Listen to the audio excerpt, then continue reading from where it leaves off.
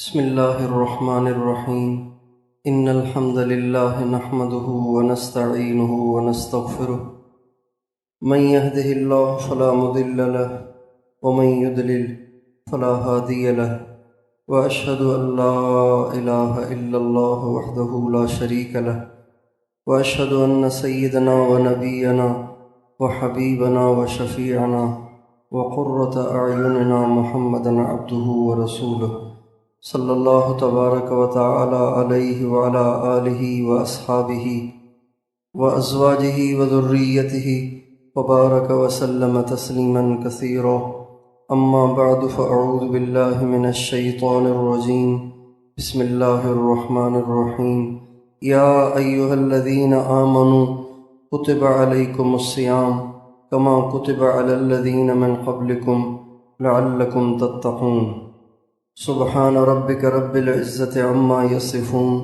وسلام علی المرسلین والحمد للہ رب العالمین اللہم صلی علی سیدنا محمد وعلی آل سیدنا محمد وبارک وسلم۔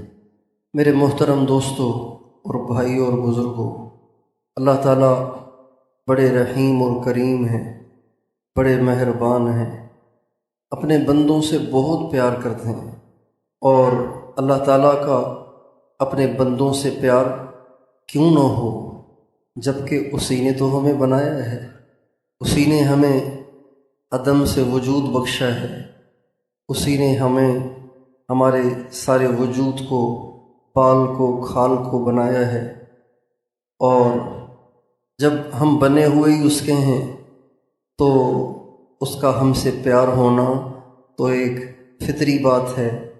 اس لیے اللہ تعالیٰ خود فرماتے ہیں خلق الانسان ضعیفا، انسان کمزور ہے، ہم نے اسے کمزور بنایا ہے، لہٰذا انسان سے کوتاہیاں ہونا، اللہ تعالیٰ کے شایان شان اس کی عبادت نہ ہونا اور اس سے غلطیاں ہونا، یہ اس کی بشریت کا ایک تقاضا ہے۔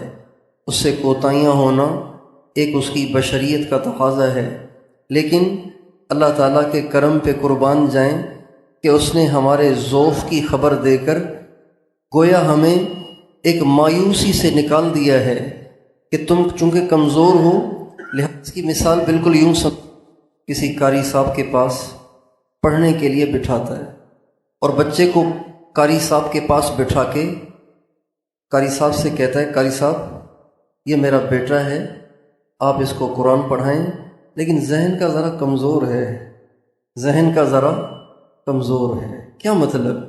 اس کا مطلب یہ ہے کہ اگر اس سے سبق میں کوئی کچاوٹ رہ جائے، اس سے سبق میں کوئی کوتاہی ہونے لگے تو یہ نہ کہ آپ ڈنڈا لے کے اس کو سیدھا کرنا شروع کر دیں، یہ فطرتاً بیچارہ کمزور ہے، لہٰذا آپ محنت زیادہ کریں اور غلطی ہو جائے تو درگزر کریں اور زور لگائیں۔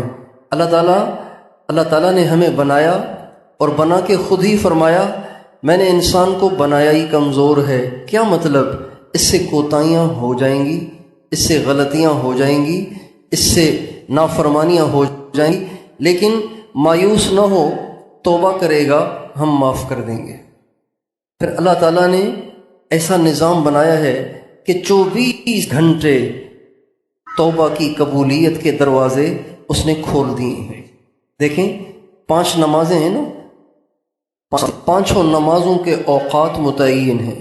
آپ فجر کی نماز اگر دن کو 12 بجے پڑھیں گے تو نہیں ہوگی، آپ عصر کی نماز 1 بجے پڑھیں گے تو نہیں ہوگی، مغرب کی نماز 4 بجے دوپہر کو پڑھیں گے تو نہیں ہوگی، عشاء کی نماز 6:30 بجے پڑھیں گے تو وہ تو مغرب کا ٹائم ہے، اس وقت عشاء کی نماز نہیں ہوگی۔ رمضان کے روزے اگر آپ رمضان سے پہلے شعبان میں ہی رکھنا شروع کر دیں تو وہ نہیں ہوں گے۔ روزوں کا وقت مقرر، نمازوں کا وقت مقرر، حج کا وقت مقرر، ایسے ہی زکوٰۃ کے لیے بھی قوانین اور ضوابط ہیں، لیکن توبہ کے لیے نہ کوئی وقت مقرر ہے، نہ کوئی قانون مقرر ہے۔ بس اللہ تعالیٰ یہ کہتے ہیں جب تم گناہ کرو اور تمہارے دل میں اس کا احساس ہو جائے تو تم میرے سامنے جھک کر مجھ سے پچھلے کی معافی مانگ لیا کرو، آئندہ صحیح چلنے کا عزم کر لیا کرو، تمہارا گناہ چاہے کتنا بڑا ہو میں اسے معاف کر دوں گا۔ سارا سال توبہ کا سیزن ہے۔ توبہ کے لیے جیسے رمضان کے روزوں کے لیے رمضان ہی ہے، ایسے ہی نمازوں کے اوقات میں ہی نماز ہے، اس کے علاوہ وہ نماز نہیں پڑھ سکتے، پڑھیں گے تو بعد میں پڑھیں گے، قضا کر کے پڑھیں گے۔ اسی طرح توبہ کے لیے کوئی شرط نہیں ہے کہ رات کو 2 بجے اٹھ کر کسی جنگل میں جا کر یا بیت اللہ کے پردے سے چمٹ کر یا حضور کے روضے پہ کھڑے ہو کر یا ریاض الجنت میں کھڑے ہو کر توبہ کرو گے تو قبول ہوگی۔ اگر اس طرح توبہ نہیں کرو گے تو توبہ قبول نہیں ہوگی۔ اللہ تعالیٰ نے اس کی شرط نہیں لگائی، بلکہ اللہ تعالیٰ فرماتے ہیں تم شہر میں ہو، تم گاؤں میں ہو، رات ہے، دن ہے، گرمی ہے، سردی ہے، کوئی لمحہ کوئی گھڑی ہے، تم توبہ کرو میں معاف کر دوں گا۔ اگر اللہ تعالیٰ اوقات کو متعین کر دیتے، جیسے نماز کا وقت مقرر ہے نا، ان الصلاۃ کانت علی المؤمنین کتابا موقوتا، نماز کا ٹائم مقرر ہے۔ ایک آدمی دن کو 11:30 بجے فوت ہو جاتا ہے، 11:30 بجے فوت ہو جاتا ہے، تو اس سے ظہر کی نماز کا حساب نہیں ہوگا، اس کو ظہر کی نماز پڑھنے کا ٹائم ہی نہیں ملا، اس کو ظہر کی نماز پڑھنے کا ٹائم ہی نہ ملا۔ اگر اللہ تعالیٰ توبہ کے لیے کوئی ٹائم مقرر کر دیتے، مثلا رات کو 2 بجے اٹھنا ہے، ٹھنڈے پانی سے نہانا ہے، اندھیرے میں کھڑے ہونا ہے، 50 رکعتیں پڑھنی ہیں، 1 گھنٹے کی دعا مانگنی ہے اور گڑ گڑانا ہے اور لمبے لمبے سجدے کرنے ہیں، پھر اس کے بعد تمہاری توبہ قبول ہوگی۔ اگر اللہ تعالیٰ کسی وقت کی تعیین کر دیتے تو جس آدمی سے گناہ ہوتا اور گناہ کے بعد اس وقت کے آنے سے پہلے اس کی موت ہو جاتی تو اللہ تعالیٰ کے بندے کا تو بیڑا غرق ہو جاتا، وہ تو بغیر توبہ کے مرتا اور جہنم میں جاتا، جبکہ اللہ تعالیٰ یہ نہیں چاہتے کہ اس کا کوئی بندہ بغیر توبہ کے مرے۔ اس لیے 24 گھنٹے باب التوبۃ مفتوح حتی تطلع الشمس من مغربہا، آپ علیہ السلام نے فرمایا توبہ کا دروازہ کھلا ہوا ہے، دن کو بھی رات کو بھی، ہر وقت ہر گھڑی، اور یہ توبہ کا دروازہ بند نہیں ہوگا، یہ کھلا رہے گا یہاں تک کہ قیامت کے قریب سورج مغرب سے طلوع ہو جائے۔ قیامت کے قریب ایک دن ایسا آئے گا، امام مہدی ظہور ہوگا، اس کے بعد دجال کا خروج ہوگا، اس کے بعد عیسیٰ علیہ السلام کا نزول ہوگا اور دجال ہلاک ہوگا، ساری دنیا سے یہودی مٹ جائیں گے، ساری دنیا سے کفر مٹ جائے گا، اسلام ہی اسلام ہوگا، عیسیٰ علیہ السلام بادشاہ بنیں گے، ساری دنیا ان کی پبلک اور ان کی عوام بنے گی۔ یہ دور آنا ہے، اس پہ ہمیں ایمان ہونا چاہیے اور ہر مسلمان کو اس گھڑی کا انتظار ہونا چاہیے۔ ہر مسلمان کو تہہ دل سے، دل کی گہرائیوں سے، دل کی اتھاہ گہرائیوں سے اس وقت کا، اس زمانے کا انتظار ہونا چاہیے کہ اللہ تعالیٰ امام مہدی کو ظاہر فرمائے اور عیسیٰ علیہ السلام کو نازل فرمائے اور دنیا سے کفر اور شرک اور بے دینی کو مٹائے، ساری دنیا میں اسلام اور دین ہو، اللہ کو پوجنے والے ہوں، نبی کریم صلی اللہ علیہ وسلم کے نقش قدم پہ چلنے والے ہوں اور دنیا میں امن و امان ہو۔ ہمارے نبی نے فرمایا جب یہ زمانہ آئے گا تو زمین کے اندر جتنی برکتیں ہوں گی، زمین اپنی ساری برکتیں اگل دے گی، آسمان اپنی ساری برکتیں برسا دے گا، کوئی برکت اور کوئی نعمت ایسی نہیں ہوگی جو اللہ تعالیٰ نے دنیا میں پیدا فرمائی ہو اور وہ ظاہر نہ ہو جائے۔ ایسا امن و امان ہوگا کہ بھیڑیے اور بکریاں کٹھے چرنے لگ جائیں گے، بچے سانپ اور بچھوؤں سے کھیلیں گے، سانپ انہیں ڈسے گا نہیں، بچھو انہیں ڈسے گا نہیں، بچے سانپ اور بچھوؤں سے کھیلیں گے، شیر سے کھیلیں گے، بلیاں اور مرغیاں اور کتے آپس میں کٹھے مل کے کھیلیں گے، کوئی کسی کو نہ کھائے گا نہ چھیڑے گا۔ ایسا اللہ تعالیٰ امن و امان کا زمانہ پیدا فرمائیں گے۔ عیسیٰ علیہ السلام 40 مسلمانوں کے بادشاہ بنیں گے ساری دنیا کے. ایسا ہوگا کہ جب صبح ہوگی، جب صبح ہونے کا ٹائم ہو جائے گا تو صبح ہی نہیں ہوگی. صبح تو ہوگی سورج کے نکلنے سے. اب مثلا آج کل سورج نکل رہا ہے 6:23 پر، یا پتہ نہیں 21 پر سورج نکل رہا ہے. تو 6:23 ہو گئے، سورج ہی نہیں نکلا. 6:50 ہو گئے، 7 بج گئے، 8 بج گئے، 9 بج گئے، گھڑیاں چل رہی ہیں اور سورج ہی نہیں نکل رہا. 11 بج جائیں گے، 12 بج جائیں گے، 1 بج جائے گا، سورج ہی نہیں نکل رہا. لوگ پریشان ہو جائیں گے کہ رات اتنی لمبی کیوں ہو گئی، یہ گھڑی کو کیا ہو گیا ہے کہ گھڑی چلتی چلی جا رہی ہے اور سورج نہیں نکل رہا. یہاں تک کہ لوگ چیخنے چلانے لگ جائیں گے، بچے رونے لگ جائیں گے، اور جنگلوں سے جانور شہروں کا رخ کریں گے، اور دنیا سورج کے انتظار میں پریشان ہو جائے گی. یہاں تک کہ اچانک سورج کی ظاہر ہوں گی اور سورج نکلنا شروع ہوگا. مشرق سے نہیں بلکہ مغرب سے نکلنے شروع ہو جائے گا. دنیا حیرت زدہ ہو جائے گی، حیرت میں پڑ جائے گی کہ سورج تو یہاں سے نکلتا ہے، اب آج یہاں سے کیوں نکل رہا ہے. ہمارے نبی نے فرمایا جس دن سورج مغرب سے نکلتا دیکھو سمجھ جاؤ کہ توبہ کا دروازہ بند ہو گیا.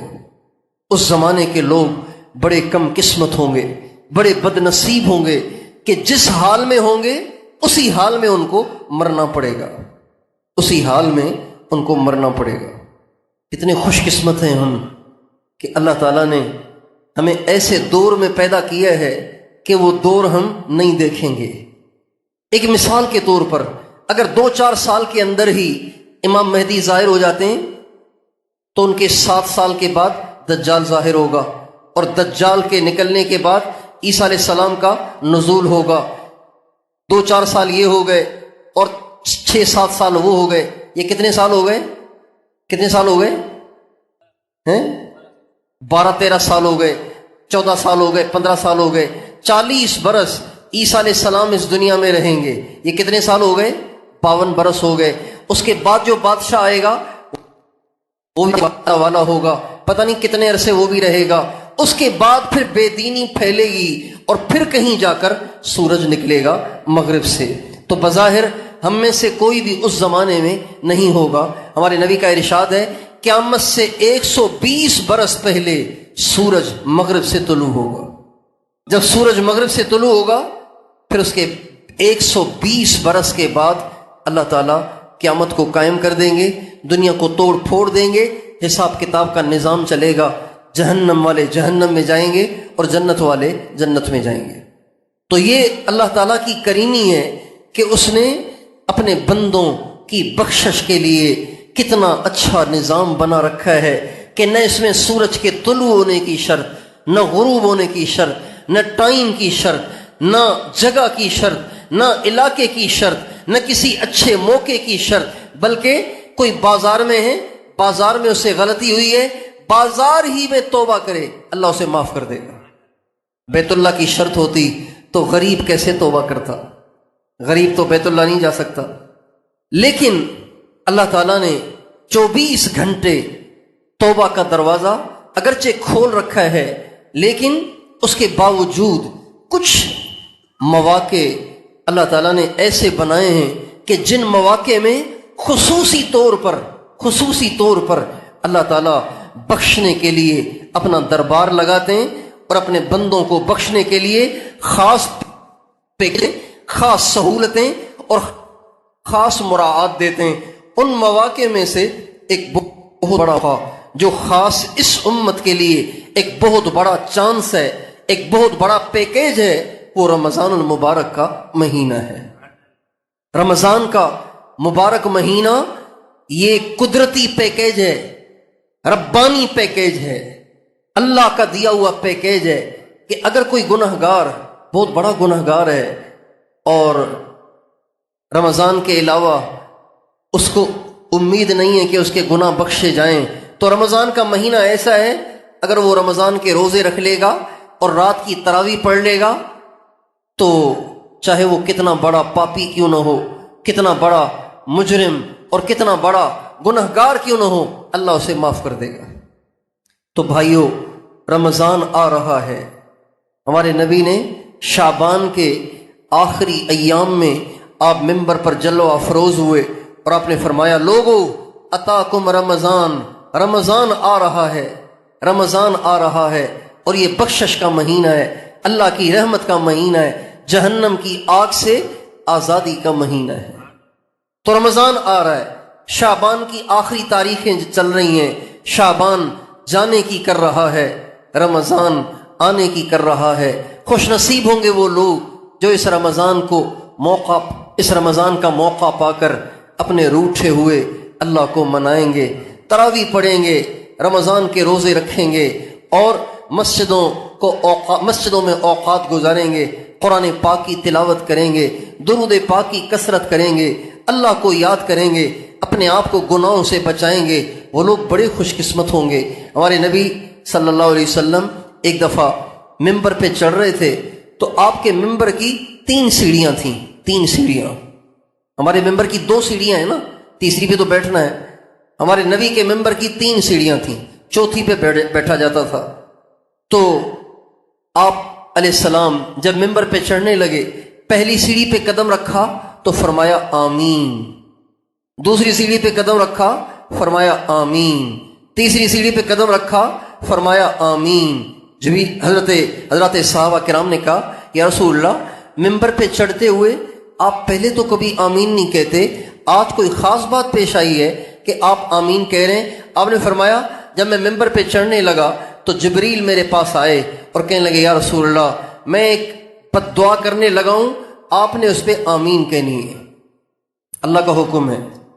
मैं एक बद्दुआ करने लगा हूं, आपने उस बद्दुआ पे आमीन कहनी है। अब अल्लाह का हुक्म आ गया, ना की तो गुंजाइश ही नहीं रही, ना की तो गुंजाइश ही नहीं रही।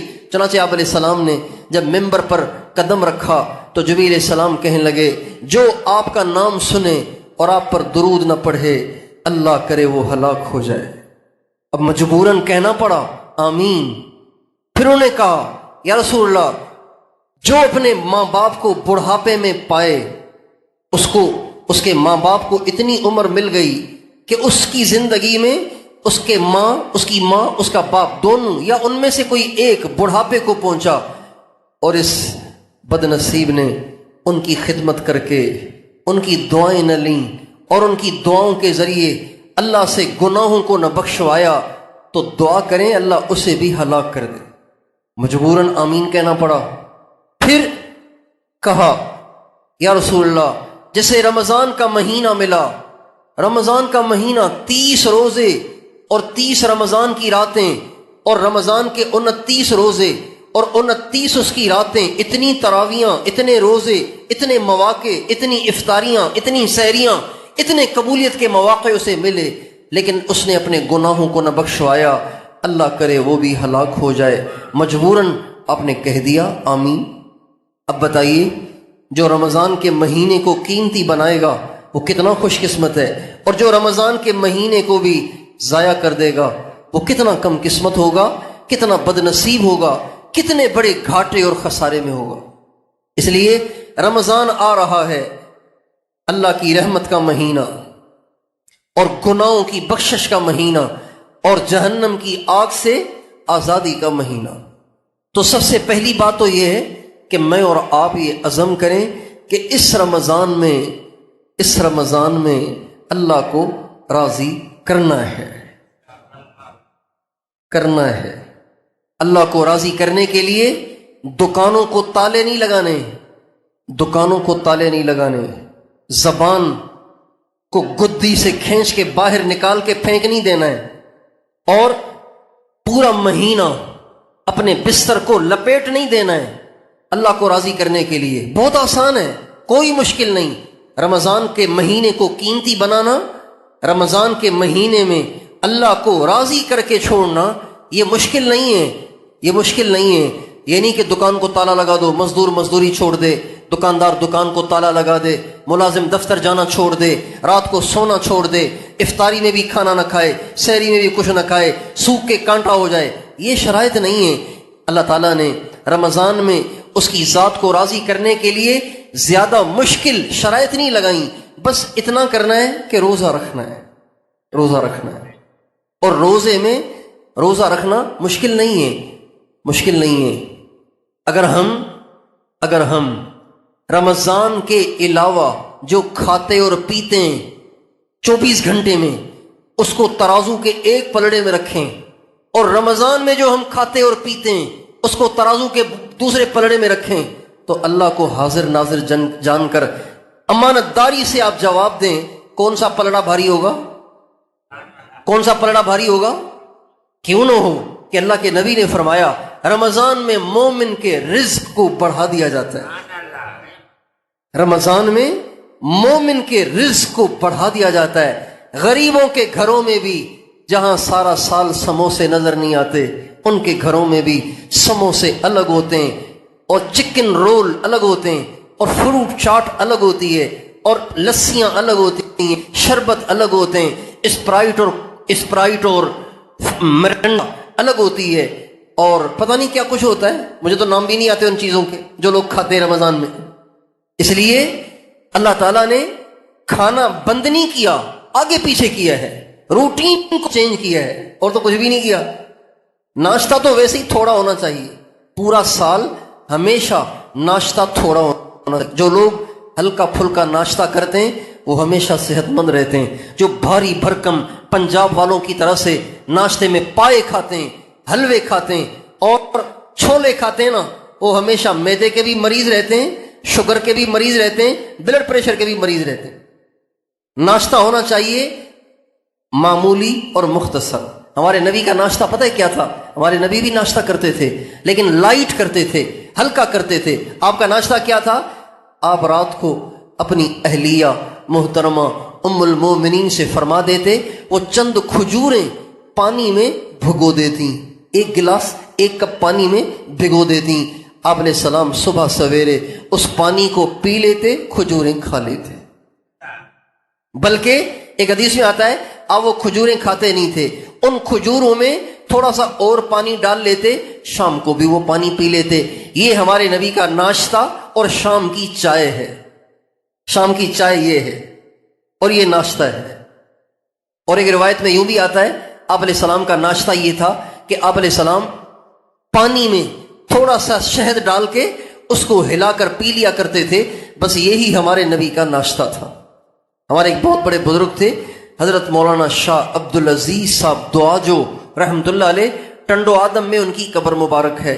ہمارے حضرت مولانا جمشید صاحب ان کے یہ شیخ تھے، حضرت مولانا جمشید صاحب ان کے خلیفہ تھے، حضرت مولانا جمشید صاحب یہ ان کے خلیفہ تھے۔ حضرت مولانا شاہ عبدالعزیز صاحب دعاجو رحمۃ اللہ علیہ کے، شاہ عبدالعزیز صاحب دعاجو رحمۃ اللہ علیہ خلیفہ تھے، شاہ محمد یاسین نگینوی رحمۃ اللہ علیہ کے، اور وہ خلیفہ تھے امام ربانی قطب الارشاد مولانا رشید احمد گنگوہی رحمۃ اللہ علیہ۔ تو شاہ عبدالعزیز صاحب رحمۃ اللہ علیہ فرماتے تھے کہ بھئی ناشتے کے شروع میں کیا ہے؟ ناشتے کے شروع میں کیا ہے؟ ناشتے کے شروع میں نا ہے نا، ناشتہ، تو شروع میں نا ہے، تو تم سمجھ جاؤ نا کہ ناشتہ ہونا چاہیے نہ ہونے کے برابر۔ ناشتے کے شروع میں نا ہے، یعنی برائے نام تھوڑا سا ہلکا پھلکا ناشتہ۔ تو ناشتہ تو ویسے ہی تھوڑا ہونا چاہیے، برائے نام ہونا چاہیے، کھانا کھانا چاہیے صحیح طریقے سے دوپہر کو 11 ساڑھے 11 بجے، اور اس کے بعد پھر تھوڑا سا لیٹ جانا چاہیے۔ یہ ہمارے نبی کی سنت ہے۔ سنت کی نیت سے اس وقت لیٹنا 1000 نہیں 1 کروڑ سال کی نفلی عبادت سے بہتر ہے۔ دوپہر کو کھانے کے بعد تھوڑی دیر کے لیے ہمارے نبی کی سنت سمجھ کے لیٹ جانے کا جو اجر ہے وہ 1000 نہیں 1 کروڑ برس نفلی عبادت کرنے سے بہتر ہے۔ بات سے بات نکلتی ہے، یہ جو آج کل لوگوں کو ٹینشن کا مرض لاحق ہو گیا ہے نا، تھوڑی تھوڑی بات کو دل پہ لے لیتے ہیں اور پھر اسے سوچتے رہتے ہیں یہاں تک کہ ڈپریشن میں چلے جاتے ہیں، اور عمومی طور پر لوگوں کے مزاج چڑچڑے ہوتے چلے جا رہے ہیں، چڑچڑے، بیوی کو سنا دی، بچے کو سنا دی، اس کو سنا دی، پڑوسیوں سے بگاڑی ہوئی ہے، بھائیوں سے بگاڑی ہوئی ہے، رشتہ داروں سے بگاڑی ہوئی ہے، اس لیے کہ کسی کی شکل اچھی نہیں لگتی، چڑچڑے ہوئے نفسیاتی مریض ہوئے اس کی ایک وجہ، کئی وجہ ہیں، اس کی ایک وجہ دوپہر کے کھانے کے بعد نہ لیٹنا بھی ہے۔ ایک سنت کو چھوڑنے کا یہ خمیازہ بھگت رہے ہیں۔ آج ہم اور آپ کتنے گھروں میں طلاقیں ہو گئیں صرف مزاج کے چڑچڑے پن کی وجہ سے، اور چڑچڑا پن دوپہر کے کھانے کے بعد نہ لیٹنے کی وجہ سے۔ اس لیے ہمیں اس کا اہتمام کرنا چاہیے کہ دوپہر کے کھانے کے بعد تھوڑی دیر ضرور لیٹا کریں، اپنے نبی کی سنت سمجھ کے لیٹا کریں گے انشاءاللہ۔ یقین جانیے سارا گھر دوپہر کے کھانے کے بعد اگر تھوڑی دیر لیٹ جایا کرے تو گھروں کی نفرتیں محبتوں سے بدل سکتی ہیں، لڑائیاں ختم ہو سکتی ہیں، طبیعت کا چڑچڑاپن ختم ہو سکتا ہے، طبیعت کا غصہ ختم ہو سکتا ہے، طبیعتیں ٹھنڈی ہو سکتی ہیں اگر دوپہر کے کھانے کے بعد کیلولے والی سنت کو ہم اور آپ زندہ کرنا شروع کر دیں۔ تو کھانا ہی 2 وقت چاہیے، ناشتہ تو نہ ہونے کے برابر، باقی رہ گیا دوپہر کا کھانا اور رات کا کھانا۔ تو دوپہر کا کھانا آپ کا فجر سے پہلے چلا جاتا ہے، رات کا کھانا آپ جو 10 بجے کھاتے ہیں وہ سمٹ کر مغرب پہ آ جاتا ہے۔ تو کھانا تو اللہ نے چھوڑوایا ہی نہیں، صرف ٹائمنگ کو آگے پیچھے کیا ہے، صرف روٹین کو اللہ نے تبدیل کیا ہے اور چینج کیا ہے۔ تو روزہ کتنا آسان ہو گیا، روزہ کتنا آسان ہو گیا۔ اور اللہ تعالیٰ کو اس کی ضرورت نہیں ہے کہ ہم اپنی روٹین کو چینج کریں، کو آگے پیچھے کریں، پینے کو آگے پیچھے کریں۔ اللہ کو اس سے کیا سروکار، اللہ کہتے ہیں اے میرے بندو، اے ایمان والو، تم پہ جو روزے فرض کیے ہیں نا، تم پہ جو سال میں 1 دفعہ روزے فرض کیے ہیں، اپنی ذات کی وجہ سے نہیں، مجھے کوئی غرض نہیں ہے تمہارے کھانے کو آگے پیچھے کرنے سے، میرے بندو میں تو تمہارے بھلے کے لیے کرتا ہوں۔ تمہارے اوپر جو روزے فرض کیے ہیں نا، تمہارے بھلے کے لیے کیے ہیں۔ کیوں؟ لعلکم تتقون، روزے اس لیے فرض کیے ہیں تاکہ تم متقی بن جاؤ، اور متقی بنے بغیر تم میرے قریب ہو نہیں سکتے، میرے فرما بردار بن نہیں سکتے، جنت کے حقدار بن نہیں سکتے۔ اللہ تعالیٰ فرماتے ہیں ان المتقین فی جنات وعیون، متقی ہوں گے جنتوں میں۔ ان للمتقین مفازا حدائق واعنابا وکواعب ترابا وکأسا دہاقا، متقیوں کے لیے کامیابی ہے، متقیوں کے لیے جنت کے باغات ہیں، اور جنت کے بھرے ہوئے جام ہیں، اور جنت کی حوریں ہیں جو ان کے ہم عمر ہیں، یہ متقیوں کو ملیں گی۔ ان المتقین فی مقام امین فی جنات وعیون، متقی بنے بغیر جنت میں آدمی جا ہی نہیں سکتا، متقی بنے بغیر انسان جنت میں نہیں جا سکتا۔ تو میں تو تمہارے بھلے کے لیے کہتا ہوں کہ تم کھانے کو آگے پیچھے کرو، جس طرح میں بتا رہا ہوں اس طرح روزے رکھو، تمہارے بھلے کے لیے کہہ رہا ہوں۔ اس لیے رمضان کے روزے مشکل نہیں ہیں۔ کتنے لوگ ہیں جو ڈائٹ کے چکر میں فٹ رہنے کے شوق میں کتنی ساری نعمتیں چھوڑے ہوئے، خاص طور پر پیٹ نہ نکل کہیں، اس لیے فٹ رہنے کے شوق میں نہ ناشتہ ہے، نہ دوپہر ہے، نہ رات ہے۔ کتنے لوگ ایسے ملتے ہیں جو بیچارے روٹی کھاتے ہی نہیں، صرف سلاد کھاتے ہیں، کس لیے؟ فٹ رہنا ہے۔ شوگر ہو گئی ہے، اس لیے صرف سلاد کھاتے ہیں، روٹی بھی نہیں کھاتے، چاول بھی نہیں کھاتے، صرف سلاد کھاتے ہیں۔ ڈاکٹروں کے کہنے پر روٹی چھوڑ دی، چاول چھوڑ دیے، شربت چھوڑ دیا، کولڈ ڈرنک چھوڑ دی، سویٹس چھوڑ دی، بیکرز چھوڑ دی، کیک چھوڑ دیے، بسکٹ چھوڑ دیے، ساری چیزیں چھوڑ دیں۔ اے کاش اللہ کے کہنے پہ اپنے کھانے کو آگے پیچھے کر لیتے تو اللہ کتنا خوش ہو جاتا۔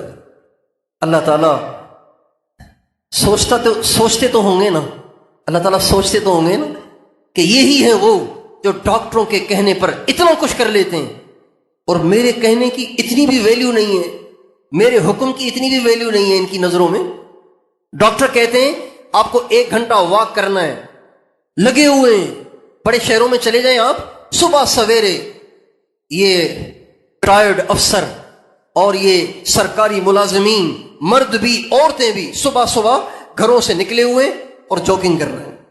فجر میں نہیں اٹھیں گے، فجر میں نہیں اٹھیں گے، تہجد میں نہیں اٹھیں گے، ڈاکٹر کے کہنے پہ واک کر دیں گے، شوگر سے بچنے کے لیے کھانا چھوڑ دیں گے، جہنم سے بچنے کے لیے روزہ نہیں رکھیں گے.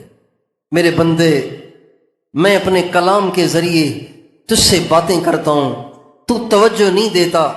کیا میں تیری نظر میں تیرے دوستوں سے زیادہ ذلیل ہو گیا ہوں؟ میں تیری نظر میں تیرے دوستوں سے زیادہ ذلیل ہو گیا ہوں؟ اس لیے روزہ مشکل نہیں ہے، نیت کریں روزہ رکھنا ہے، روزے چھوڑے نہیں. ہمارے نبی کا ارشاد ہے، جس نے رمضان کا روزہ چھوڑ دیا، ساری زندگی وہ روزے رکھے، اس ایک روزے کی تلافی نہیں کر سکتا. ایک روزے کی تلافی، اس ایک روزے کی تلافی ساری زندگی کے روزے رکھ کر بھی اس ایک روزے کی تلافی نہیں کر سکتا وہ. اس لیے کوئی کھانسی نزلہ زکام بھی ہو جائے نا، اللہ کی طرف سے اجازت ہو جائے گی بیماری میں، لیکن چھوڑنا نہیں، رکھ لینا. دو چیزیں ہیں رمضان میں، مین چیزیں، اہم چیزیں دو، ایک روزے اور ایک تراویح. 20 تراویحیں ہیں، 20 تراویح، ہر 20 تراویحیں ہیں، 40 سجدے ہیں، 20 رکعتیں ہیں، 20 رکعتیں، 20 رکعتیں اور 40 سجدے. ہمارے نبی کا ارشاد ہے، ہر سجدے پر اللہ تعالیٰ 1500 نیکیاں عطا فرماتے ہیں. 1500 نیکیاں، 1500 نیکیاں. جبکہ قیامت کے دن ماں بھی اپنے بچے کو ایک نیکی نہیں دے گی، باپ بھی اپنے بچے کو ایک نیکی نہیں دے گا، سگا بھائی بھی اپنے بچوں کو ایک نیکی نہیں دے گا. 1500 نیکی ایک سجدے پر، تو 40 سجدوں پہ کتنی نیکیاں ہو گئیں؟ اور یہ روزانہ کتنی بڑی کمائی ہے. اور جب قرآن کا ختم ہوتا ہے، قرآن کا ختم ہوتا ہے، قرآن کا ختم ہوتا ہے تو فرشتے نازل ہوتے ہیں، فرشتوں کا نزول ہوتا ہے، دعائیں قبول ہوتی ہیں، اللہ پاک کی رحمت دھواں دھار برستی ہے جب قرآن ختم ہوتا ہے. اس لیے روزہ بھی نہیں چھوڑنا، تراویح بھی نہیں چھوڑنی. 20 کی 20 تراویح ختم قرآن کے ساتھ، انا اعطینہ والی نہیں، قل اللہ والی نہیں، ختم قرآن والی تراویح وہ پڑھنی ہے انشاءاللہ. تیار ہیں؟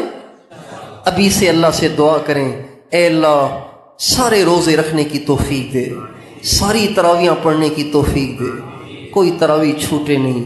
ہم نے اپنے بزرگوں کو دیکھا ہے کہ رمضان کے مہینے میں اگر وہ مسافر بھی ہوں، سفر میں بھی ہوں، تو ہوائی جہاز میں بیٹھ کے بھی تراویحاں پڑھ رہے ہوتے ہیں، ٹرین کی برتھ پہ بیٹھ کے بھی تراویحاں پڑھ رہے ہوتے ہیں، بسوں میں بیٹھ کے بھی تراویحاں پڑھ رہے ہوتے ہیں، چھوڑتے نہیں. حالانکہ مسافر سے سنتیں معاف ہیں، تراویح سنت ہے تو یہ معاف ہے، مسافر سے معاف ہے، چھوڑ دے تو حرج نہیں.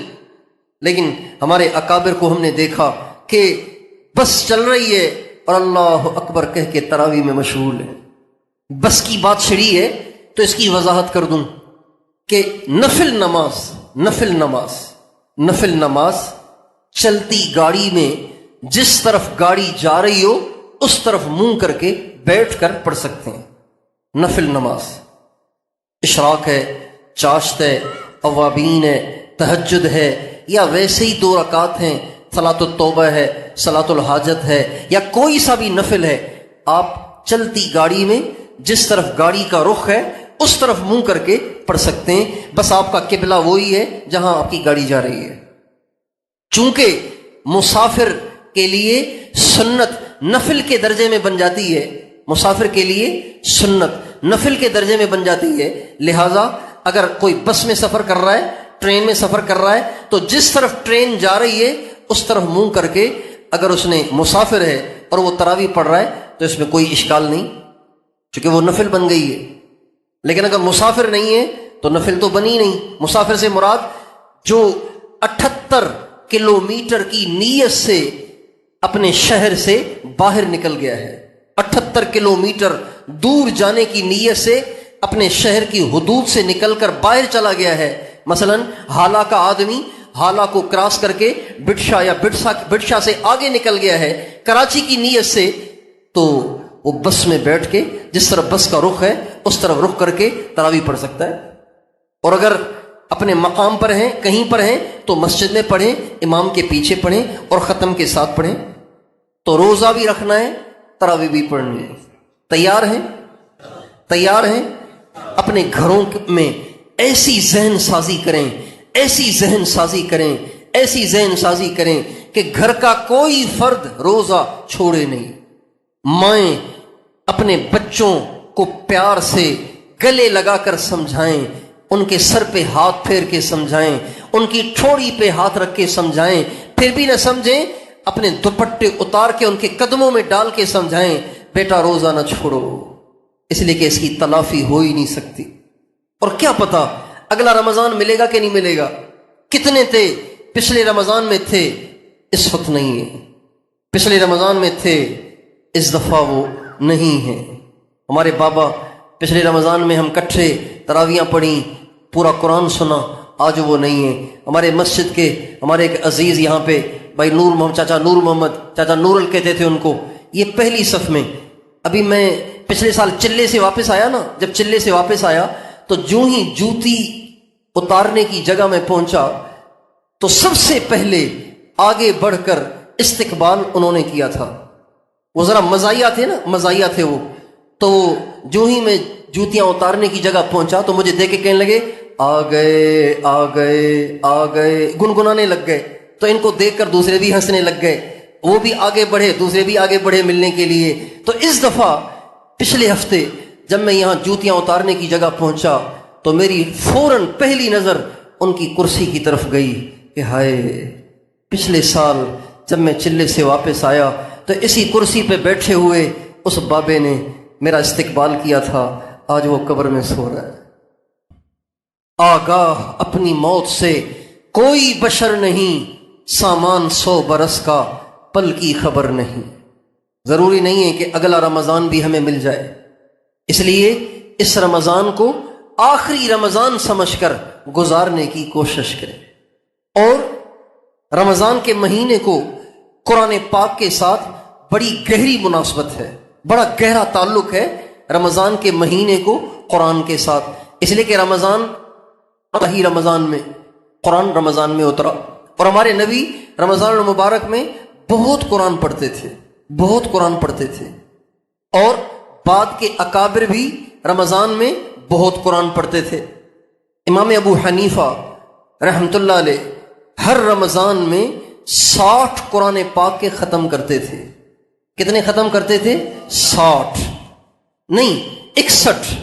ایک دن کو سارا دن قرآن پڑھ رہے ہیں، 30 پارے ختم، ساری رات قرآن پڑھ رہے ہیں، 30 پارے ختم روزانہ۔ اور ایک قرآن تراویح میں پڑھتے تھے۔ ہر رمضان میں 61 قرآن پڑھا کرتے تھے، 61 قرآن پڑھا کرتے تھے حضرت امام ابو حنیفہ رحمۃ اللہ علیہ۔ بس عشق کی بات ہے، محبت کی بات ہے، جس کو اللہ نصیب کر دے۔ تو قرآن پاک کے ساتھ بڑا گہرا رشتہ ہے، بڑا گہرا رشتہ ہے رمضان کا، رمضان کے ساتھ قرآن کا۔ حضرت قطب الاقطاب شیخ الحدیث مولانا محمد زکریا صاحب رحمۃ اللہ علیہ فرماتے ہیں، اپنے گھر کی عورتوں کو دیکھتا ہوں کہ گھر کے کام کاج کے ساتھ روزانہ 15-20 پارے عام پڑھ لیتی ہیں، عام پڑھ لیتی ہیں، 15-20 پارے روزانہ عام پڑھ لیتی ہیں۔ اس لیے ہمیں بھی اس کی نیت کرنی چاہیے کہ اس دفعہ ہمیں قرآن اتنا پڑھنا ہے، اتنا پڑھنا ہے کہ اپنے آپ کو قرآن پڑھتے پڑھتے تھکا دینا ہے۔ بھائی دنیا کے لیے تھکتے ہیں کہ نہیں تھکتے؟ روزانہ دفتر سے تھکے تھکائے آتے ہیں کہ نہیں آتے؟ روزانہ دکانوں سے تھکے تھکائے آتے ہیں کہ نہیں آتے؟ روزانہ مزدوری سے تھکے تھکائے آتے کہ نہیں آتے؟ اگر رمضان کا مہینہ اللہ کے لیے تھکے تو کیا حرج ہے، اللہ کتنا راضی ہوگا۔ دیکھیں حدیث میں آتا ہے رمضان کا مہینہ 3 چیزوں کا مہینہ ہے۔ کتنی چیزوں کا مہینہ؟ 3 چیزوں کا، گناہوں کی بخشش کا، رحمت نجات کا، آگ سے آزادی کا۔ رحمت کیا مطلب؟ رحمت کسے کہتے ہیں؟ رحمت ہمارے یہاں تو رحمت عورت کا نام ہوتا ہے، سندھیوں میں، پنجاب میں مردوں کا نام بھی رحمت ہوتا ہے، ہمارے یہاں عورت کا نام ہوتا ہے رحمت، ماسی رحمت، لیکن رحمت سے مراد یہاں کیا ہے؟ رحمت سے مراد، رحمت کا مطلب ہے ترس کھا جانا، ترس آ جانا. کسی پہ ترس آ جائے نا، کسی پہ ترس آ جائے، کسی کی تھکاوٹ، اس کی تکلیف، اس کی بیماری، اس کی پریشانی کو دیکھ کے اس پہ ترس آ جائے، ترس آ جائے کہ ہائے یہ بیچارہ دیکھو کس حال میں، اس کو کہتے ہیں رحمت. رحمت کہتے ہیں ترس آ جانے کو. یعنی رمضان کا مہینہ اپنے آپ کو اتنا نیکیوں میں تھکانے کا ہے کہ اللہ پاک کو کیا آ جائے؟ ترس آ جائے. دیکھ میرا بندہ، ہونٹ اس کے خشک ہو رہے ہیں، چہرہ اس کا پیلا ہو رہا ہے، پیٹ اس کا کمر سے لگ رہا ہے، پھر بھی کھانا نہیں کھا رہا، پانی نہیں پی رہا، جان نہیں ہے، طاقت نہیں ہے، لیکن پھر بھی قرآن لے کے بیٹھا ہوا ہے. بیٹھا نہیں جا رہا، ٹیک لگا کے پڑھ رہا ہے، پڑھے چلا جا رہا ہے، پڑھے چلا جا رہا ہے، پڑھے. اللہ پاک کو ترس آ جائے. اتنا رمضان میں اپنے آپ کو تھکائیں. حدیث میں آتا ہے آپ علیہ الصلوۃ والسلام رمضان کا مہینہ جب آتا اپنا بستر لپیٹ دیتے تھے، اپنی کمر کو کس لیتے تھے. کمر کو کسنے کا مطلب یہ ہے کہ جب آدمی کسی کام پہ زور لگاتا ہے نا تو کمر کس لیتا ہے. یہ پہلوان جب میدان میں اترتے ہیں اپنی کمر کو باندھ لیتے ہیں. آپ علیہ السلام رمضان کا مہینہ آتا بستر لپیٹ دیتے، کمر کو کس لیتے تھے. تو ہمیں خوب قرآن پڑھنا ہے، خوب پڑھنا ہے، خوب پڑھنا ہے. آپ روزانہ ایک پارہ پڑھیں گے تو ایک ختم کریں گے، رمضان کے مہینے میں ایک ختم ہوگا. 2 پارے روزانہ پڑھیں گے تو 2 ختم ہو جائیں گے. 3 پارے روزانہ پڑھیں گے تو 3 ختم ہو جائیں گے. 4 پارے روزانہ پڑھیں گے تو 4 ختم ہو جائیں گے. 5 پارے روزانہ پڑھیں گے تو 5 ختم ہو جائیں گے. 10 پارے پڑھیں گے تو 10 ختم ہو جائیں گے. ایک پارہ پڑھنے میں عام طور پر 20 منٹ لگتے ہیں. کسی کو آدھا گھنٹہ لگے گا، کوئی 15 منٹ میں بھی پڑھ لے گا. ہمارے ایک ساتھی مجلس میں پابندی سے آتے ہیں، رمضان کے مہینے میں وہ مجلس میں نظر نہیں آتے تھے. تو میں نے ان سے پوچھا آپ شہر کے آدمی ہو کے رمضان کے مہینے میں مجلس میں نہیں آتے، تو رمضان میں تو زیادہ مجلس میں آنا چاہیے تاکہ بیٹھ کے اللہ اللہ کریں، دل صاف ہو، نرم ہو. کہنے لگے اصل میں روزانہ قرآن ختم کرنے کا معمول ہے.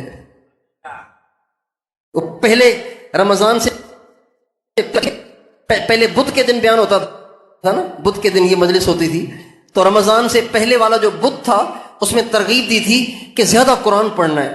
تو انہوں نے ایسا اس بات کو اللہ کے کرم سے لیا کہ روزانہ قرآن ختم کرنے لگ گئے تھے. تو آج بھی ہو سکتا ہے، کرنے والے کر لیتے ہیں. تو کیا خیال ہے اس دفعہ رمضان کو قرآن کا مہینہ بنا دیں ہم؟ کیا خیال ہے؟ تو بس جو آپ نے عزم کیا ہے نا، اب اس کے مطابق اپنا شیڈول بنائیں کہ آپ نے یہ 2 پارے یا 5 پارے یا 10 پارے کس وقت پڑھنے، اس کا شیڈول بنائیں. شیڈول نہیں بنائیں گے تو بات قابو میں نہیں آئے گی. آپ وقت مقرر کریں کہ کون سا میری تلاوت کا وقت ہے. عصر سے لے کے مغرب تک میں نے کسی سے بات نہیں کرنی، صرف قرآن پڑھنا ہے. مثلا فجر سے لے کے اشراق تک میں نے کسی سے بات نہیں کرنی، صرف قرآن پڑھنا ہے مثلا. یا ظہر کے بعد 1 گھنٹے تک میں نے صرف قرآن پڑھنا ہے، کسی سے بات نہیں کرنی. کوئی بھی آپ اپنا شیڈول بنا لیں اور پھر جو آپ نے عزم کیا ہے اس کو نبھانے کی نیت کر لیں. تیار ہیں انشاءاللہ؟ اور پچھلی دفعہ یہ بات عرض کی تھی کہ رمضان کے مہینے میں جس نیکی کو آپ پابندی سے کریں گے وہ سارا سال پابندی سے ہوگی. رمضان کے مہینے میں جس گناہ میں آپ مبتلا ہوں گے سارا سال آپ سے وہ نہیں چھوٹے گا، چاہے آپ کتنا زور لگا لیں. رمضان کے مہینے میں جس کی تکبیر اولیٰ فوت ہوگی وہ سارا سال تکبیر اولیٰ فوت کرے گا. جو رمضان کے مہینے میں تہجد نہیں پڑھے گا وہ سارا سال تہجد میں سستی کرے گا. اس لیے ہمیں رمضان کے مہینے کو بہت زیادہ سنبھل کر گزارنا ہے، اپنے آپ کو پابند کرنا ہے، اور رمضان سے پہلے اللہ سے مانگ کر اپنے رمضان کو صحیح گزروانے کا فیصلہ بھی کروانا ہے، اور اپنا شیڈول بھی ایسا بنانا ہے کہ ہمارا کوئی عمل متاثر نہ ہو، خراب نہ ہو، اور کوئی ہم سے گناہ نہ ہو. جو لوگ جن کی گارمنٹس کی دکانیں ہیں، کپڑے کی دکانیں ہیں، یا ایسی دکانیں جن پہ عورتوں کا آنا جانا زیادہ ہے، تو وہ رمضان سے پہلے سوچیں کہ انہوں نے کیا کرنا ہے، پہلے سوچیں کہ انہوں نے کیا کرنا ہے۔ جو دفتروں میں کام کرتے ہیں، لڑکیاں ان کے ساتھ کام کرتی ہیں، وہ پہلے سوچیں کہ انہوں نے رمضان میں کیا کرنا ہے۔ یا تو چھٹی لے لیں، چھٹی لے لیں، یا پھر کوئی ترتیب بنائیں کہ رمضان میں کسی عورت پہ نظر نہ پڑے، ورنہ سارا سال آپ اس برائی میں مبتلا رہیں گے، اور اگر اسی حال میں آپ دنیا سے چلے گئے تو پھر دیکھ لیں کہاں جائیں گے۔ اس لیے رمضان سے پہلے ہی ہمیں رمضان کا نظام بنانا ہے۔ اور رمضان کے مہینے اللہ تعالیٰ نے کیوں فرض کیے ہیں، اس کو بھی سارا مہینہ ہم اپنے مد نظر رکھیں کہ اللہ تعالیٰ مجھ سے کیوں روزے رکھوا رہا ہے۔ کیا آٹا کم ہو گیا ہے خزانوں میں کہ اللہ کہہ رہا ہے کہ اب ذرا ہاتھ ہلکا رکھو، اس لیے کہ روٹی کم آئے گی، آسمان سے رزق اب کم آئے گا، ذرا ہاتھ ہلکا رکھو۔ جیسے ہم تبلیغ میں جاتے ہیں نا، تبلیغ میں جاتے ہیں تو خدمت والے جب دسترخوان بچھاتے ہیں اور روٹی سالن تقسیم کرتے ہیں، مقامی کچھ لوگ آ کے دسترخوان پہ بیٹھ جائیں تو ساتھی خدمت والے کہتے ہیں بھائی ساتھی ذرا اکرام سے کھائیں۔ کیا مطلب؟ کھانا پکایا تھا 10 کا، دسترخوان پہ بیٹھ گئے 15، لہٰذا اب ذرا ہاتھ ہلکا رکھیں، یہ مطلب ہوتا ہے۔ تو اللہ تعالیٰ یہ نہیں کہہ رہے آبادی بڑھ گئی ہے لہٰذا رمضان کا روزہ آ رہا ہے ذرا ہاتھ ہلکا رکھو، آبادی بڑھ گئی ہے روزی وہی ہے، یہ مطلب نہیں ہے۔ رمضان کا روزہ کیوں ہے؟ لعلکم تتقون، میرے بندو تمہیں متقی بنانا چاہتا ہوں۔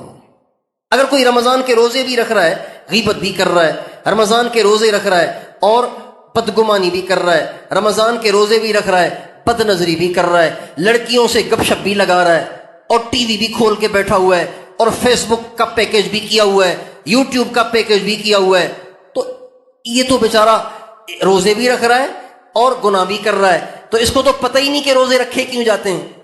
اس لیے رمضان کے روزے کیوں رکھے جا رہے ہیں، یہ مد نظر ضرور رہے تاکہ ہم گناہوں سے بچتے رہیں۔ اصل میں بات یہ ہے، سنیں، بات یہ ہے کہ انسان کا جو معدہ ہے نا، معدہ دیکھیں ادھر، انسان کا معدہ یہاں ہے، سینے سے نیچے، ناف سے اوپر، سینے سے نیچے، یہ انسان کا معدہ ہے۔ اور انسان کے معدے کا جو منہ ہے نا، منہ وہ بالکل یوں ہے، اور بالکل اس کی سیدھ میں انسان کا دماغ ہے، اور بالکل اس کی سیدھ میں انسان کا مثانہ ہے۔ مثانے اور دماغ کا انسان کے معدے کے ساتھ گہرا تعلق ہے۔ جس کا معدہ ٹھیک ہوگا اس کا مثانہ بھی ٹھیک کام کرے گا، اس کا دماغ بھی ٹھیک کام کرے گا۔ جس کا معدہ ٹھیک نہیں ہوگا اس کا دماغ بھی ٹھیک نہیں ہوگا، نیند صحیح نہیں آئے گی، طبیعت چڑچڑی رہے گی، دماغ گرم رہے گا، غصہ زیادہ آئے گا، اور مثانہ بھی گرم رہے گا، مثانہ بھی گرم رہے گا، یعنی اس کو شہوت زیادہ ہوگی، برے برے خیالات زیادہ آئیں گے۔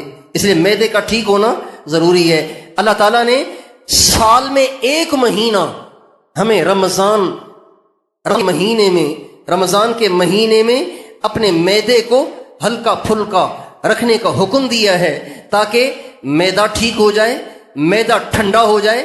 جب معدہ ٹھنڈا ہو جائے گا تو دماغ بھی ٹھنڈا ہو جائے گا، اور مثانہ بھی ٹھنڈا ہو جائے گا، دماغ بھی ٹھیک ہو جائے گا، مثانہ بھی ٹھیک ہو جائے گا، اور گناہوں کا دروازہ بند ہو جائے گا۔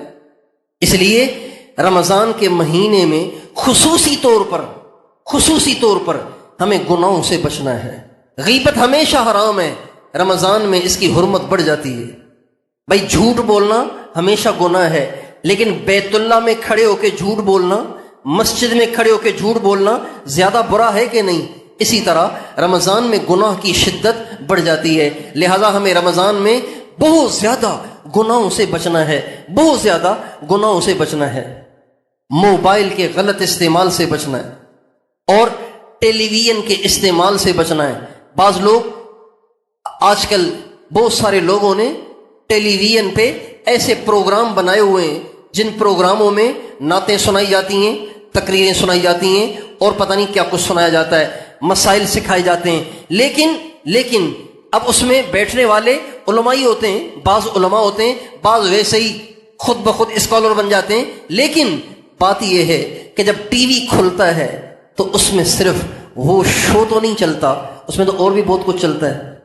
اس لیے جہاں آپ کو ایمان کا خطرہ ہے تو اس میں ہاتھ ہی نہ ڈالیں۔ احتیاط اسی میں گندے پانی کا گٹر ہے اور وہ کھلا ہوا ہے۔ اب ایک یہ ہے کہ آپ ذرا گٹر سے ہٹ کر گزریں، ایک یہ کہ آپ بالکل اس کی منڈیر پہ پاؤں رکھ کے گزریں۔ تو بھائی منڈیر پہ پاؤں رکھنے کی ضرورت کیا ہے؟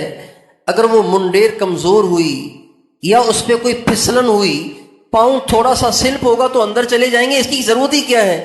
احتیاط سے ذرا دور رہیں۔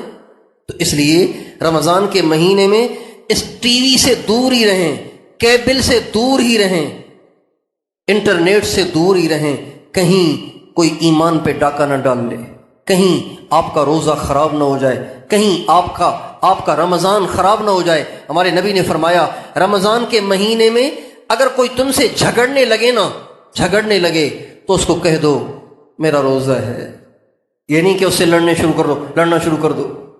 کوئی آپ کو گالی بھی دے، آپ سے لڑ بھی پڑے، آپ کو سیدھی اور آپ کو الٹی سیدھی سنائے بھی، تو آپ اس کو جواب نہ دیں، آپ کہ میرا روزہ ہے۔ ایک آدمی کی کسی ٹرین میں بکنگ ہے، ٹرین آ گئی ہے، اس کا اسٹاپ ہے 2 منٹ، اب یہ سامان چڑھا رہا ہے، بکسا اٹھا کے ڈالا، بستر اٹھا کے ڈالا، سامان اٹھا کے ڈالا، اب رہ گئے 2 سیکنڈ۔ چڑھتے اسٹیشن پہ کھڑے ہوئے کسی نے گالی دے دی تو وہ کیا کہے گا؟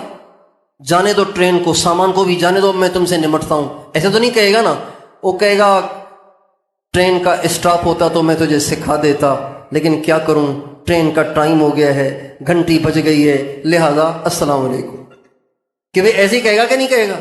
بس یہی کہنا ہے ہمیں رمضان میں کہ بھائی کوئی جھگڑنے لگے، کوئی برا بھلا کہہ دو بھائی میرا روزہ ہے۔ اس کا مطلب یہ نہیں کہ رمضان کے بعد نمٹ لیں گے، یہ مطلب نہیں ہے اس کا مطلب ہے رمضان کا مہینہ ہے، لہٰذا میں تجھے معاف کرتا ہوں، آج بھی نہیں کہوں گا، رمضان کے بعد بھی کچھ نہیں کہوں گا۔ یہ نہیں کہ عید کے جناب اس کے گھر پہنچ جائیں، رمضان چلا گیا ہے میں بھی آ گیا ہوں۔ اپنے روزے کو بچانا ہے، اپنے رمضان کو بچانا ہے، ضائع نہیں کرنا۔ کسی کی وجہ سے کوئی اپنا نقصان کرتا ہے کیا؟ کسی کی وجہ سے کوئی اپنا نقصان کرتا ہے؟ کوئی بھی نہیں کرتا۔ اس لیے ہمیں اس رمضان کے سیزن کو اچھے طریقے سے کمانا ہے، اللہ کو راضی کرنا ہے۔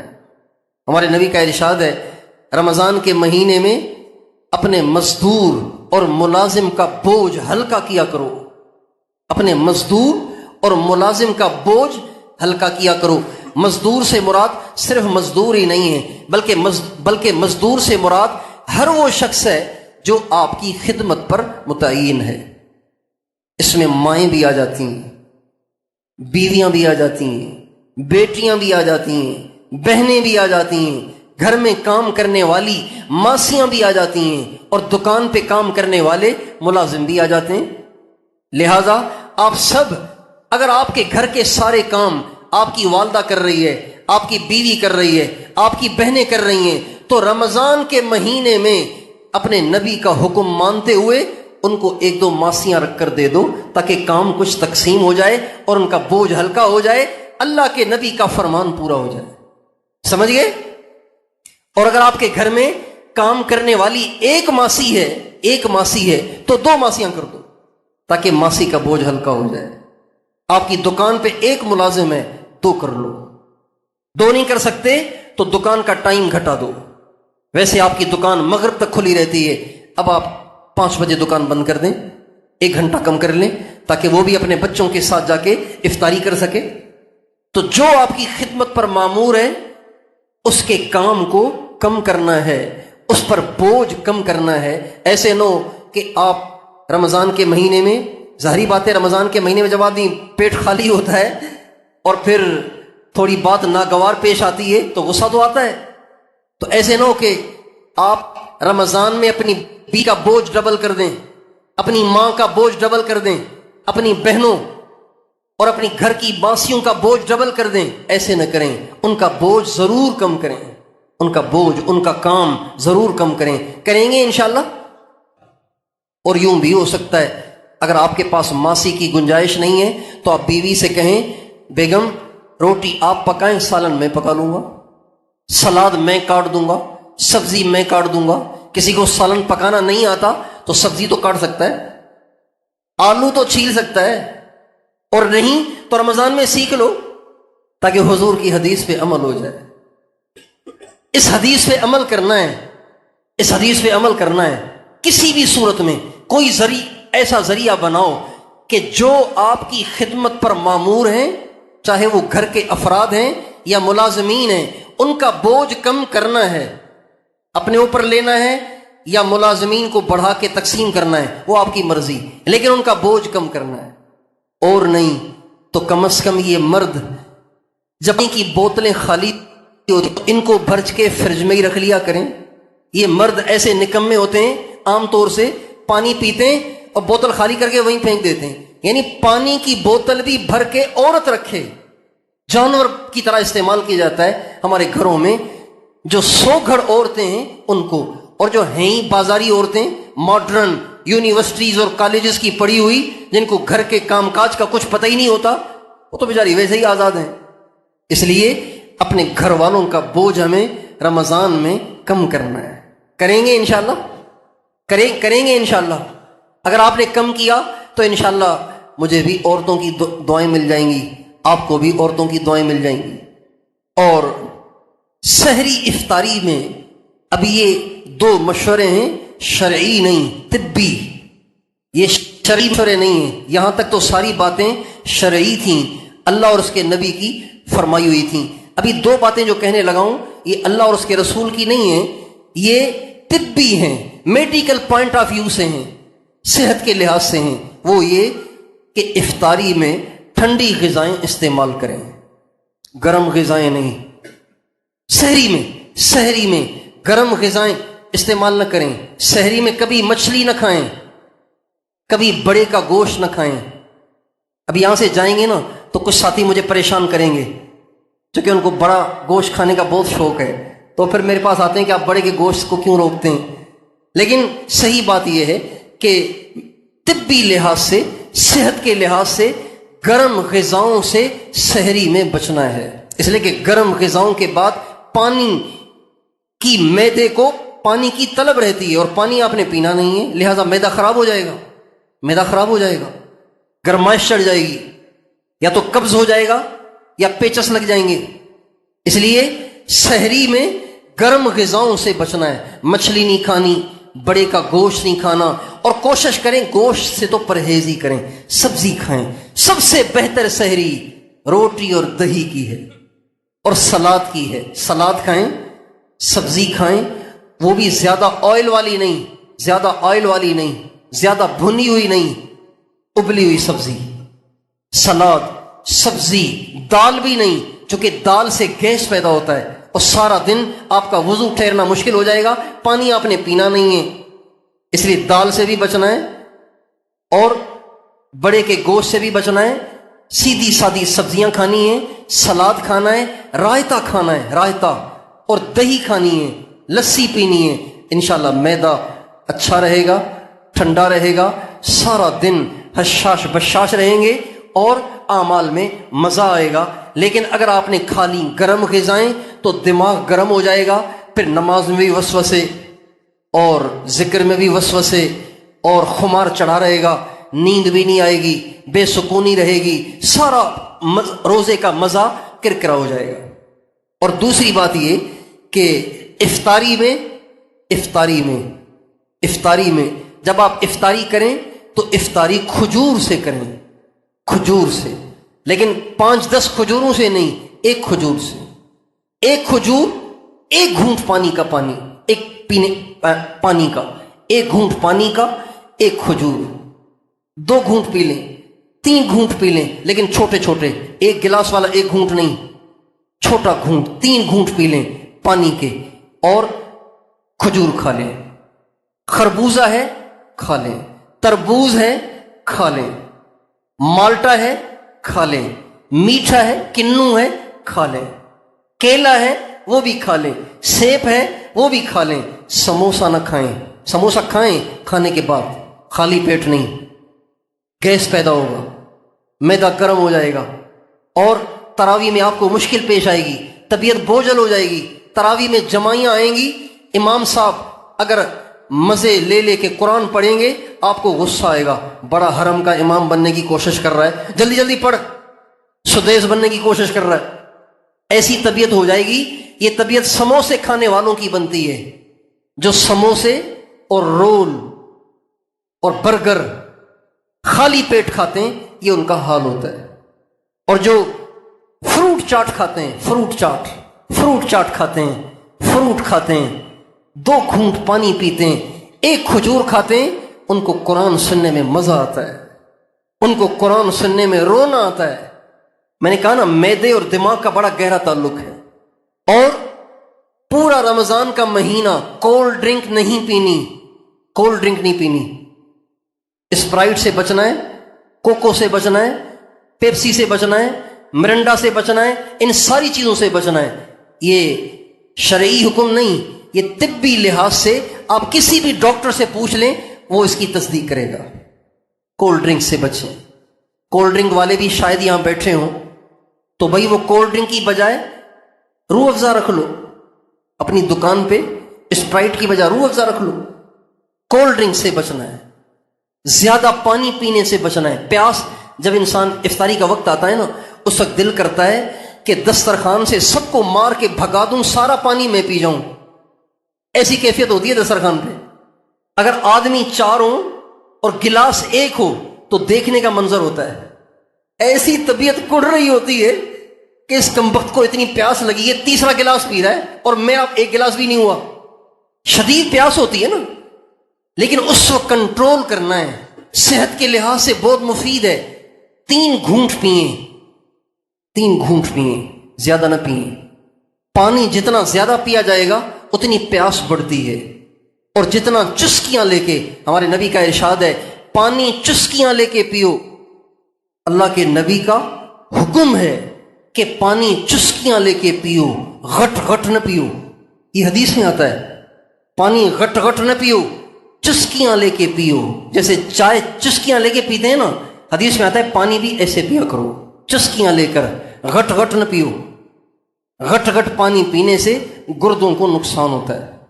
تو یہ ضرور ان باتوں کا ہم لحاظ کریں، اپنے بچوں کو، اپنی عورتوں کو سمجھائیں۔ آج گھروں میں تربیت نہیں ہے، کھانے پینے کے لحاظ سے گھروں میں تربیت نہیں ہے۔ بچے کو پتہ ہی نہیں کہ کون سی چیز کے بعد کون سی چیز نہیں کھانی، کون سی چیز کتنی کھانی ہے، بچوں کو پتہ نہیں ہے۔ ہمارے بوڑھے جو بڑے تھے وہ ان باتوں کا بہت لحاظ کرتے تھے، اب وہ سارے مر گئے، دنیا سے چلے گئے۔ اب آ گئی ہے نوجوان نسل، ان کو پتہ ہی نہیں، سوائے ٹک ٹاک اور فیس بک اور یوٹیوب کے ان کو پتہ ہی نہیں کچھ۔ اس لیے یہ ساری باتیں اہم ہیں جس کو ہمیں اختیار کرنا ہے۔ صحت کو بچانے کے لیے، صحت کا بچانا، صحت کی حفاظت، یہ بھی ہمارے نبی کی سنت ہے۔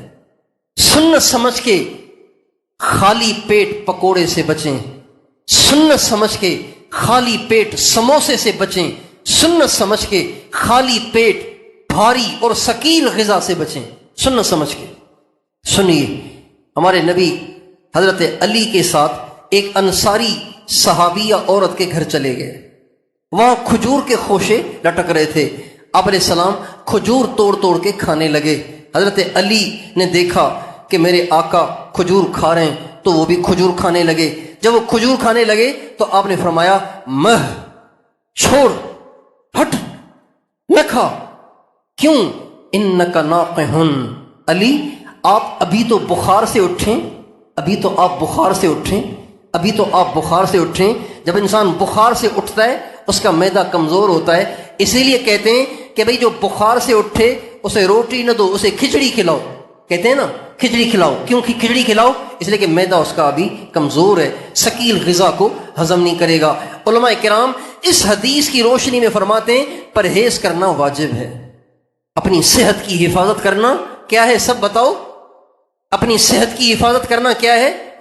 جو شوگر کے مریض ہیں اور وہ رس گلے کھا رہے ہیں اور وہ چمچم کھا رہے ہیں اور وہ پتیسے کھا رہے ہیں اور کہتے ہیں اللہ سے ہوتا ہے، یہ جاہل ہیں۔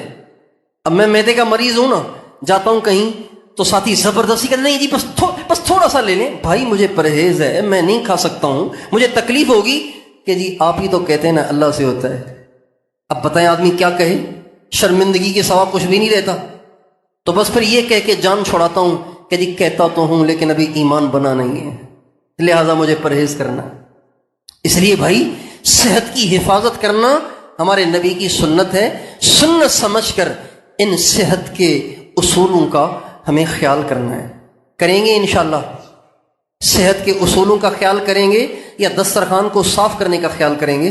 بعض ساتھی اس لیے کھاتے چلے جاتے ہیں کہ جی ضائع ہو جائے گا، بہت فکر ہوتی ہے ان کو ضائع کرنی، معدے کو ضائع کرتے رہتے ہیں اور چیز کو ضائع نہیں ہونے دیتے۔ معدے کی قیمت زیادہ ہے، چیز کی اتنی قیمت نہیں ہے، اور بچ جائے گی تو کھانے والے بہت مل جائیں گے۔ اللہ تعالی ہمیں رمضان کا مہینہ صحیح گزارنے کی توفیق دے۔ یہ جو میں نے دو باتیں عرض کی ہیں نا سحری افطاری کے لحاظ سے، یقین جانیے نفس نہیں مانے گا، آپ اس کو مان کے اس کے مطابق کر کے دیکھیں، اتنا خوبصورت اور میٹھا اور لذیذ رمضان گزرے گا کچھ نہ پوچھیں۔ اور جو لوگ اس کا لحاظ نہیں کرتے، رمضان کا مہینہ ان کے لیے سونے کا مہینہ ہوتا ہے، سوتے رہتے ہیں، سارا دن سوتے رہتے ہیں، فجر پڑھ کے سو گئے، پھر ظہر پڑھ کے سو گئے، عصر کے بعد بڑی مشکل سے جاگتے ہیں، مغرب پڑھ کے افطاری کر کے پھر سو جاتے ہیں، پھر تراویح پڑھ کے پھر سو جاتے ہیں، سوتے ہی رہتے ہیں، اس لیے کہ صحت کے اصولوں کا خیال نہیں کرتے۔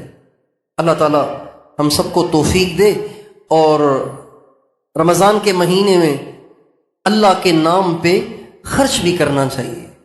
ہمارے نبی صلی اللہ علیہ وسلم رمضان میں اتنے سخی، آپ تو ویسے ہی سخی تھے، لیکن رمضان میں آپ اتنے سخی ہو جاتے تھے کہ بس جیسے ہوا چل رہی ہے، آیا اور لٹایا، آیا اور لٹایا، آیا اور لٹایا، یہ آپ کی عادت شریفہ ہوا کرتی تھی رمضان کے مہینے میں۔ تو ہم بھی رمضان میں جتنے سخی اب ہیں نا، اس سے زیادہ سخی ہونے کی کوشش کریں۔ رمضان کے مہینے میں کریں گے کوشش، اور نہیں تو روزانہ کچھ نہ کچھ صدقہ نکال دیا کریں۔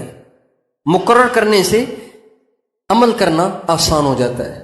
اپنی استعداد کے، اپنی طاقت کے لحاظ سے روزانہ 100 روپے نکالنے کی نیت کر لیں، 200 روپے، 500 روپے، 1000 روپے، 10,000 روپے، جس کو اللہ جتنی توفیق دے، روزانہ رمضان میں صدقہ نکال لیا کریں، تاکہ بات بھول نہ جائے، اور آپ علیہ السلام کی جو سخاوت رمضان میں بڑھ جاتی تھی اس سنت پہ عمل بھی ہو جائے۔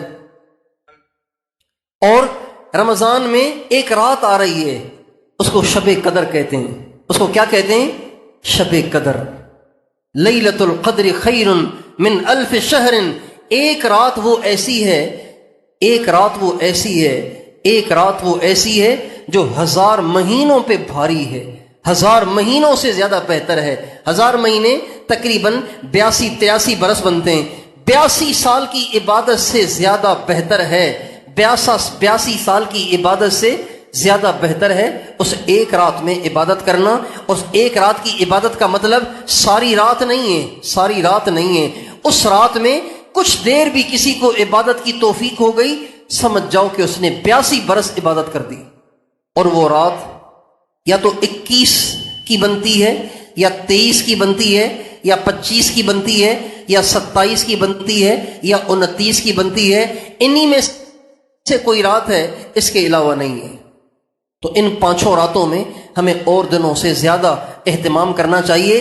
صلاۃ التسبیح پڑھ لیں تو لمبی عبادت بھی ہو جائے گی، لمبی عبادت ہو جائے گی۔ صلاۃ التسبیح میں عام طور پر 25 منٹ، 20 منٹ، آدھا گھنٹہ لگتا ہے۔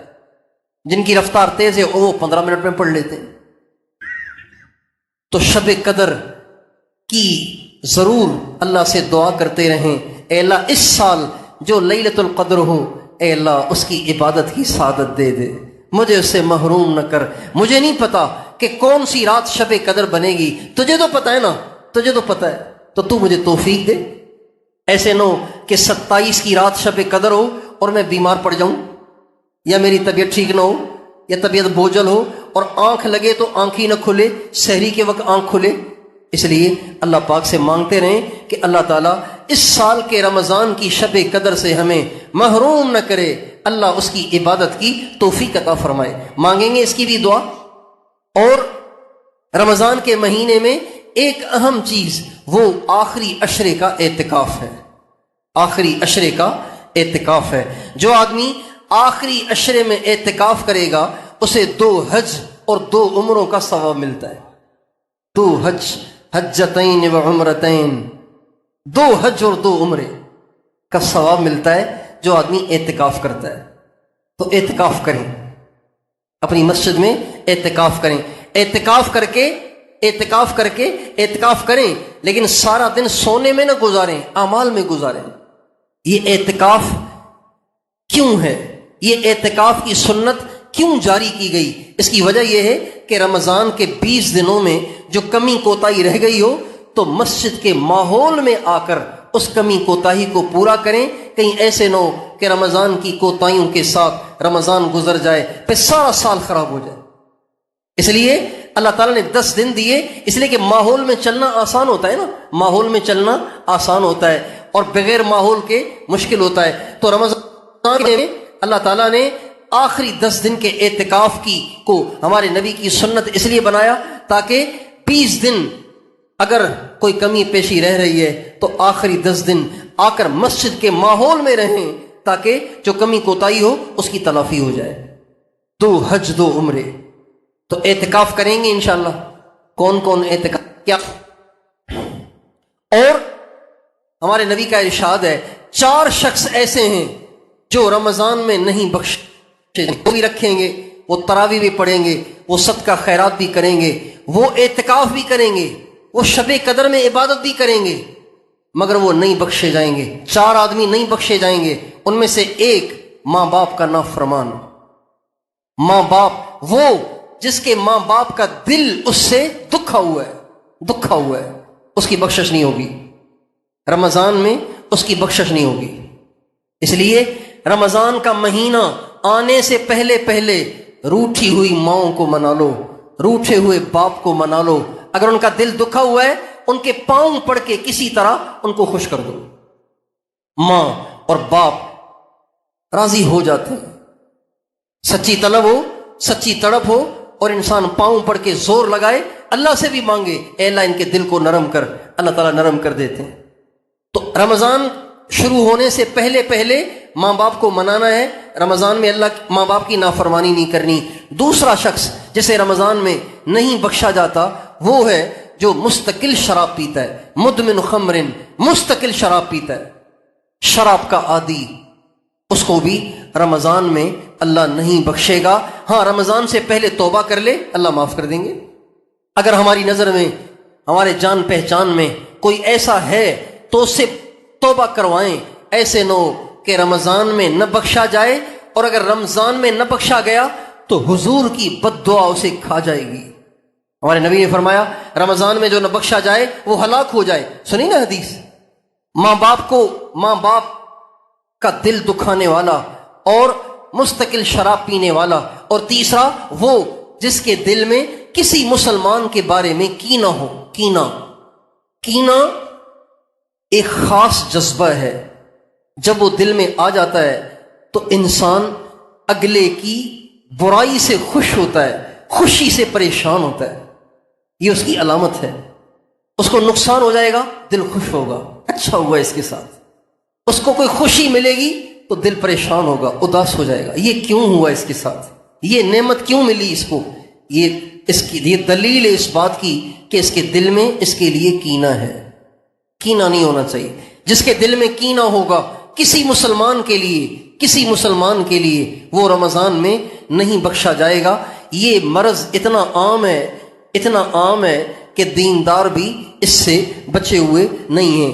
2 دکاندار ہیں، دونوں کی کریانے کی دکانیں ہیں، ان دونوں کے دلوں میں ایک دوسرے کے لیے کینہ ہوتا ہے۔ اس لیے گاہک اس کے پاس کیوں گیا، میرے پاس کیوں نہیں آیا، اس کی بکری اتنی کیوں ہوئی، میری کیوں نہیں ہوئی۔ اس کے پاس کوئی گاہک نہ جائے دل خوش ہوتا ہے، اس کے پاس گاہک جائیں دل پریشان ہوتا ہے۔ ساس بہو میں کینہ، نند اور بھابھی میں کینہ، 2 بھائیوں میں کینہ، یہ عام ہے۔ رشتہ داروں میں کینہ، کسی کی بیٹی کا رشتہ کسی اچھے لڑکے، شریف لڑکے، پیسے لڑکے، کسی دیندار لڑکے کے ساتھ ہو جائے تو دوسرے رشتہ دار جل کے راکھ ہو جاتے ہیں۔ کیوں ہوا؟ پھر جب ان کو خبر پہنچے نا کہ لڑائی ہو گئی ہے، لڑکی اپنے گھر بیٹھی ہوئی ہے، بڑے خوش ہوتے ہیں جیسے ان کی عید ہو گئی ہو۔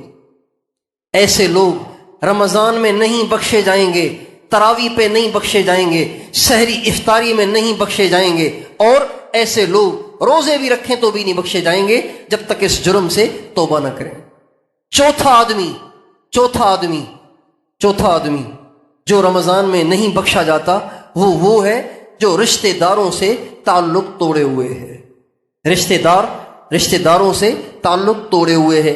رشتہ دار سے مراد ماں اور باپ کے رشتہ دار، ماں اور باپ کے رشتہ دار، ماں کے رشتہ دار خالہ اور ماموں، باپ کے رشتہ دار دادا نہیں، نانا نانی، خالہ اور ماموں، یہ ماں کی طرف سے رشتہ دار ہو گئے اور ان کی اولادیں، باپ کی طرف سے دادی اور دادا اور تایا اور چچا اور پھوپھی اور ان کی اولادیں، یہ سارے رشتہ دار ہیں۔ ان رشتہ داروں میں سے اگر کسی سے بات چیت بند ہے، تعلق ٹوٹا ہوا ہے، لینا دینا بند ہوا ہے، تو رمضان کے روزے رکھ کر، تراویاں پڑھ کر بھی ان کی بخشش نہیں ہوگی اور اللہ کے نبی کی بد دعا ان کو کھا جائے گی۔ اس لیے رمضان کا مہینہ آنے سے پہلے ان چاروں باتوں سے میں بھی توبہ کرتا ہوں، آپ بھی سارے توبہ کر لیں۔ یہ رمضان کی تیاری ہے، یہ رمضان کی تیاری ہے، یہ رمضان کی تیاری ہے۔ تو آپ سارے کے سارے رمضان کی تیاری کے لیے تیار ہیں؟ ان ساری باتوں کو ذہن میں رکھیں گے؟ لیکن یہ چونکہ حافظ کمزور ہے نا، ساری باتیں ذہن میں نہیں رہتی، اس کا مذاکرہ ہوتا رہے گا نا، آج ہی جا کے اپنے گھر والوں کو سناؤ، صبح سب کو بیٹھ کے سناؤ کہ رات یہ باتیں آئی تھیں۔ پھر ہمارے ساتھیوں نے واٹس ایپ گروپ بنایا ہوا ہے، اس میں اگلے دن بیان بھی بھیج دیتے ہیں، تو اس میں ساری باتیں آپ بار بار سنتے رہیں گے اور اس کو یاد کرتے رہیں گے، تو پورا مہینہ یہ باتیں مد نظر رہیں گی اور عمل کرنا آسان ہو جائے گا۔ تو بھائی کوشش کریں گے انشاءاللہ، اللہ تعالیٰ ہم سب کو توفیق عطا فرمائے۔